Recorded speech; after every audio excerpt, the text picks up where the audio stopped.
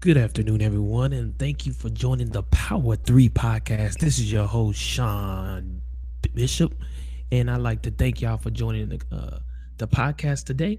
And right now, I'm about to go over the games that have been played so far, but mainly I want to talk about the Red River Showdown or Shootout, as I like to call it, between the Oklahoma Sooners and the Texas Longhorns.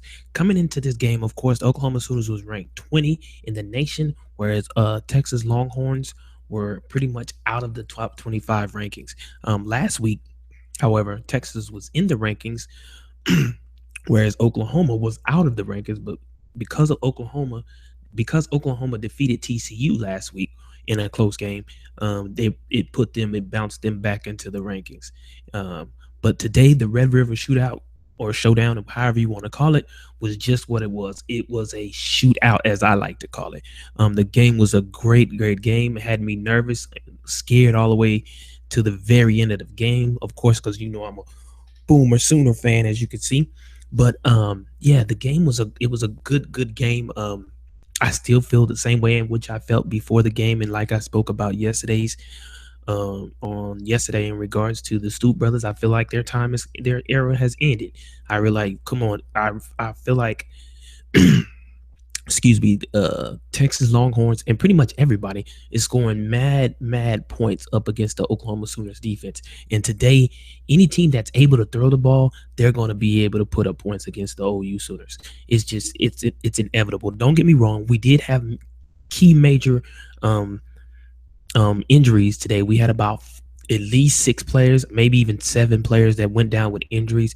But even still, when you have injuries as a defensive coordinator, as a DC, you must learn how to be able to adapt and have those people that's coming in as second stringers or people that's filling gaps and filling positions. They need to be able to know how to play the position once they hit the field between the white lines. And today, Bouchel, I mean, his QB rating was for Shane Bouchel for the Longhorns. His QB rating was a 131. I mean, he was airing the ball out. Baker Mayfield, his QB rating was a 195. Despite the fact, even though Oklahoma won this game, we probably should have lost, and we came close to losing. It was 45-40.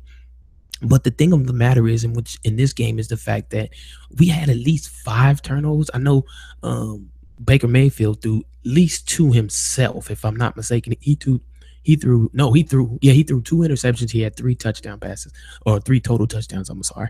He ran for one, if I'm not mistaken, but he threw for 390 yards. Bouchel threw for 245 yards, and he threw one interception. But Michelle was 19 for 36, whereas Baker Mayfield was 22 for 31. But the keys of the game, stress this, I'm gonna stress this, but these aren't the only keys of the game. One of the keys of the game, like I said, was because Oklahoma's secondary is horrible. We just got toasted. I mean, they just throwing balls up. Texas was just Bouchel was just throwing balls up, and the Texas receivers was just outrunning the DBs and catching the ball, long balls. I know it was at least three drives where they scored with less than like a little over a minute taken off the clock and maybe less than like five plays. Like really, it was ridiculous. Don't get me wrong. Oh, you had a couple of drives like that the same way. They went to the wide receiver for Oklahoma, Westbrook, who had an amazing game. He had 10 catches for 232 yards and three touchdowns. But that was he had an amazing game. They could not stop D.D. Westbrook. He was going crazy. But they also couldn't stop Samaje Perine. He rushed 35 times for 214 yards and two touchdowns. So, but one thing I will say about this Mixon had a horrible game. He had two fumbles. One fumble was on a punt return, which he got back, and then the second one he fumbled, or he didn't even fumble. He let the ball hit the ground and it bounced up and caught him. Anytime you let the ball hit the ground, as a player, a coach tells you, if you're gonna let the ball hit the ground, get away from the ball because you don't know which way the ball is going to bounce. So get out of the way of the ball, because if the ball bounces wrong and hits you like it did Mixon today, that's how they'll the off or the kick team will get the ball, and that's exactly what happened, and that's how Texas got some points put on the board. Foreman for Texas Longhorns, the running back for them, he had 25 attempts for 159 yards, and he had 2 touchdowns as well. So you really have to say, like, we didn't stop him on from passing the ball, nor did we stop him from running the ball, because they rushed for over what, let's see, they rushed for over what, 60, over 200 yards. They rushed for over 200 yards. Yeah, 200 yards. Texas rushed over. Now we rushed over 300 yards. I think we had a total of over 600 yards, total, over 600 yards total, if I'm not mistaken, in the game, which is amazing. I mean, despite the fact we had 5 turnovers, um, but I believe we not rushed over, but we had a total of over 600 yards. Let me see. Um, where is it at? I don't see the total yardage right now, but yeah, we did a great deal of we put a great deal of yards, went down the field a great deal of times, and did what we had to do to get that done. But we got the win. I'm happy about that. We did beat Texas, so that was the biggest thing. Longhorns down. We did beat Texas, but however, I still feel the same way about the Stoops brothers. They need to go, especially Mike Stoops. Mike Stoops, his defense is horrible. His defense is horrible. Don't get me wrong. I understand he's not on the field. He can only coach the defense. But at the same time, coaching the defense also means you have to ensure that they understand what you're telling them on the field. And if they're not understanding what you're telling them on the field, that causes mistakes. And we saw a great deal of mistakes today. Like I said, these, like, Bushell for Texas threw 3 long bombs, and, like, I will say one of the catches was literally just a nice catch. But even still, he didn't even make a play. The defender didn't even make a play on the ball. So it's just the defense is not doing what they need to do. And then all I can say that the running back Foreman almost got, he was 40 yards away from getting 200 yards rushing. Come on, that's unheard of. You mean tell me he can throw that many yards, throw for that many yards, throw for over 200 and some yards, and also rush for almost 200 yards? That's too much. I mean, true enough, we was able to do it against Texas, but that's the thing. Sooners are my team, so that's what I want the Sooners to do. That's what we're supposed to do. But there's some things that we need to fix. And then, like I said, there was a lot of injuries for us today. Too many, way too many injuries. Like, we had at least 6 to 7 players that got injured in this game, offensively and defensively. So those are the things that we need to fix. But again, I'm happy we got the win, 45-20. I am real happy of that. So we have won the Red River Showdown for this year, 2016. So that with that being said, I'm happy about that. So let's move on to some other games.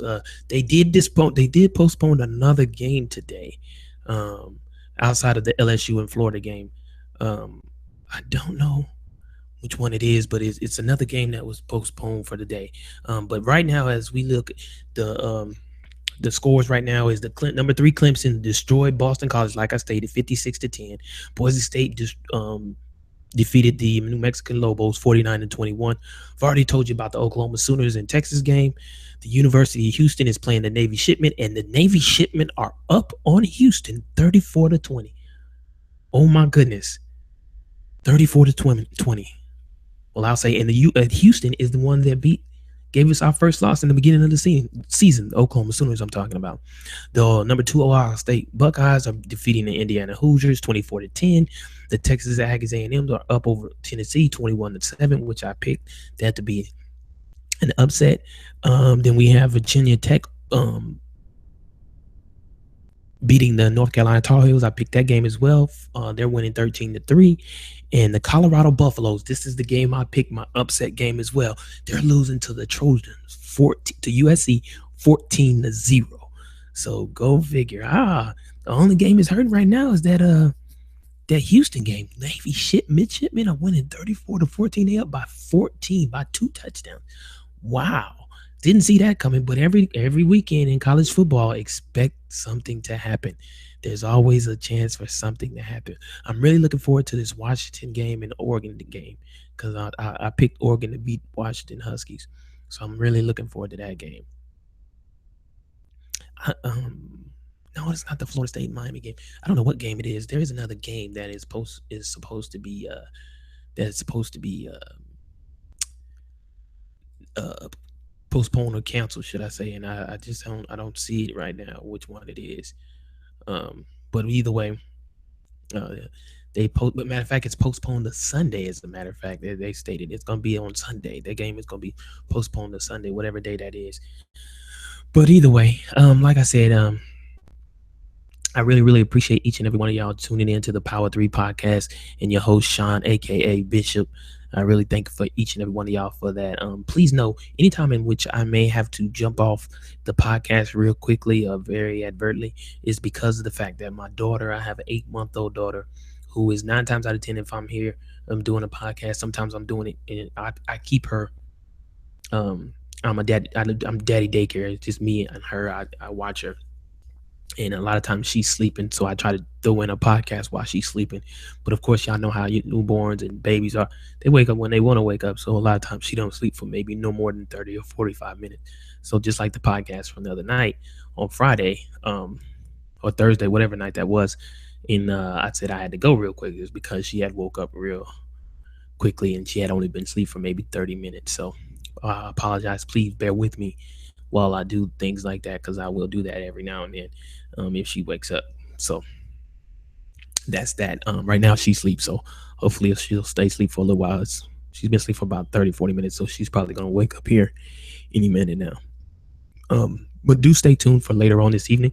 Once my wife is home and stuff like that, I will definitely be doing my podcast on my predictions for Sunday, NFL Sunday football. So I definitely want y'all to tune in for that. As y'all know, I went 9-5 last week, so please stay tuned for that later on this evening.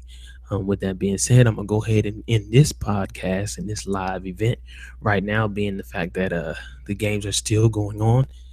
I will be back later to give you a recap of the games that are still going on, because all the games I stated were still going on outside of the ones outside of the Oklahoma and the Texas game. Of course, that game has ended, but the other games are still going on. And I'm only talking about the top 25 teams in the NCAA.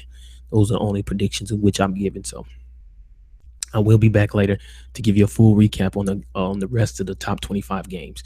With that being said, I thank each and everybody for watching. I appreciate you. Give me a thumbs up if you like my podcast. Please subscribe if you're not subscribed, and also share my video, share my podcast with anybody that you know who may be into watching, predictions about college football, NFL football, or whatever. I'm gonna try and up my genre of things here in the near future. I'm doing a couple other things as we speak, but I'm just going to try and build my audience up as much as possible. Again, I thank each and every one of y'all have a great and blessed Saturday, college football Saturday, and continue to enjoy the games. Oh, but first let me send out my prayers to everyone who may be affected by Hurricane Matthew throughout the world. I know Haiti got hit real tough, so my condolences and my prayers go out to all those that may be affected by Hurricane Matthew. All right. With that said, thank y'all.